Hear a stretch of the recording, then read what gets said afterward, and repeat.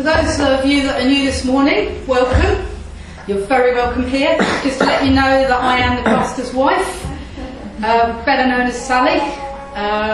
So this morning Tony gets to do the children, I get to share in here. It's because we value the children and there's no reason why they shouldn't get the best, or the leader anyway, as much as anybody else. So that's just to explain what's going on here. I'm going to start with one of my favourite passages from Matthew. We are the salt of the earth, but if the salt loses its saltiness, how can it be made salty again? It is no longer good for anything, except to be thrown out and trampled underfoot. We are the light of the world. A town built on a hill cannot be hidden. Neither do people light a lamp and put it under a bowl. Instead, they put it on its stand, and it gives light to everyone in the house. In the same way, let your light shine before others, that they may see your good deeds and glorify your Father in heaven. As Christians today, we are the face of Jesus to the world. We are his hands, we are his feet, we are his messengers, we are his ambassadors. When people look into our eyes, they should see Jesus shining out. Every Sunday, this building is open and we meet together as family. And we hope and we pray that new people will join us. And they are, and you're very welcome. We love it when our family grows, when new Christians move into the area and choose to join us and put their roots down in this place. It's even more amazing when people who are not yet sure about Jesus and God and all that stuff come to find out what we're all on about. They may be invited to a service by a close friend, or they meet or a family member, or use the building during the week. Sometimes people experience a bit of God at a wedding or a dedication. God always shows up when we meet together. We meet together as church, God shows up, which is pretty good really. Hub Fest next week will be no exception. On the Saturday, if we are here supporting the people that meet in this building, God will be here. When we enjoy and celebrate the creativity of the people that use this place, God will be smiling down. God will be here. The people that use this place have amazing gifts. I've never tried to fight with a 7-foot pike staff, but they make it look easy. There's not too many injuries. The pirates have been here for years, practicing their stuff, and we've become friends with them. They are more than just users. The metal detectors, they do have some big fines. We haven't yet benefited, but I'm working on that. They have met here for years. We've had newer people, Creation Station. It's a countrywide franchise that helps little people, very little, the people that I'm not terribly good with, doing arty stuff. She's an amazing lady, and she meets here every Thursday. So, on Saturday, we need to do our bit as a church. Jesus compares Christians to salt. Salt adds flavour. It preserves food. It makes it taste better. It takes what is good and makes it better. So when the community groups meet here, we should be taking what is good and making it better. We should be the best hosts they will ever meet. With our happy, smiling faces, willingness to serve, amazing barbecuing, we should be the very best because we are being salt and light in our community. As well as the groups who use the building, we're inviting the members of the public to come in. For many people, this will be their first connection to church. And we want them to feel welcome. We want them to know that we, within our congregation, contain the best cake makers in Newport. I won't be adding to that one though.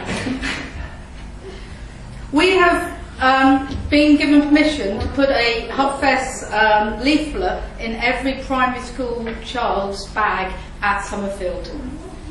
That may not sound amazing, but it is. They don't do church advertising.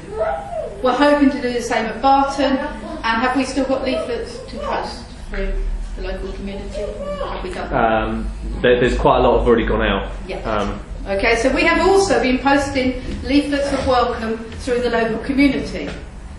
So we're really hoping that people are going to come down and they're going to join us. Maybe people might ask us about God or church. And we should be ready to give an answer. But we must remember Peter's words of wisdom on this subject. Always be prepared to give an answer to everyone who asks you to give the reason for the hope you have. But do this with gentleness and respect. People will be on various stages of their journey. They don't want to be cornered and preached at.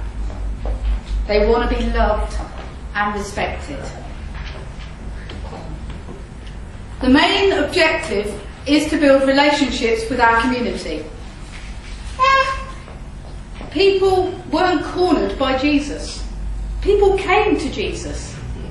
They knew where he was. They knew which hill he'll be preaching on, which boat he will be nicking. They knew where he would be. And they followed him. And they sat and they listened to him because they were drawn to him. People know where this building is. It's actually quite hard to miss. And what we want is for people to be drawn to us, not cornered by us. The Hubfest is all part of the long game. We haven't got a point to prove, but we have got good news to share. People need to feel welcome and believe that they could belong to a church such as this before they will even consider what the message is. This week at school, it's been a long week at school, we were chatting about helping people who are struggling with their marriage. There's not much out there now, and what is out there costs an awful lot of money. And while we were there, I sort of kind of said, it's a bit of a shame really, because if people came down to church, we could help, or Jesus could help. And I was really, really surprised by a senior teacher who said, well, we're a community school, and you're a community church, so why shouldn't you offer help to our parents through the church? That is the sort of connection and acceptance that we're looking for. Where a school will accept that we're a community church and we may have something to offer. I was really excited by that. I kept very cool, that was fine. But, it's exciting. It is exciting. Here in Matthew, Jesus calls Christians the light of the world. Jesus talked about himself as being the light of the world. He said, whoever follows me will never walk in darkness, but will have the light of life. Matthew says the same things. He said, we are like a city built on a hill. Together, as church on the roundabout, we should be a beacon to this town. A bright light in a world which has a lot of darkness in it. But we don't want to be just some enclosed little beacon, separate, which people can see from afar, but never enter. We want to fling open our doors, and we've got plenty of them now. They'll all be open so that people can come in to experience the love and acceptance of God. And we're in good company. Jesus was called friend of sinners. They weren't very nice about him sometimes. In Luke chapter 7, verse 34, it says, "The Son of Man came eating and drinking, and you say," this is what people said about him, "that he was a glutton, a drunkard, a friend of tax collectors and sinners. But wisdom is proved right by her children." I'd just like to say here, Jesus never got drunk. This is just the insults that were thrown at him. He was seen with people that got drunk. He was seen caring for people that weren't quite the cream of society. But he never came down or arrived at that level. Jesus managed to keep his integrity throughout. And so can we. I honestly believe that we will see fruit from this venture and from others before it. It may not be next week, it may not be next month, but like the verse says, I believe the children will come. When I was praying and preparing this, that's the word I felt that God was saying. The children will come. The people will come.